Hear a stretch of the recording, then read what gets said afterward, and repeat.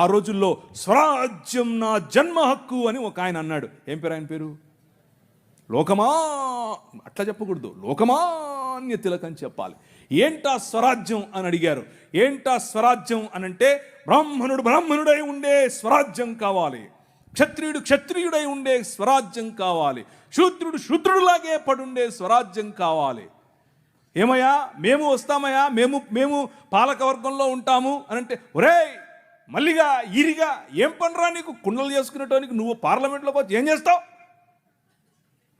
రే నీకే చెప్పులు కుట్టేటానికి నీకేంద్రా అన్నాడినా. నేను సొంతంగా చెప్తున్నాను అనుకుండారు. ఆయనకు ఒక పత్రిక ఉండేది, ఆ పత్రికలో రాశాడు, స్త్రీల పట్ల ఈ స్వరాజ్యానికి ఉన్నటువంటి ఆలోచన ఏంటో తెలుసా?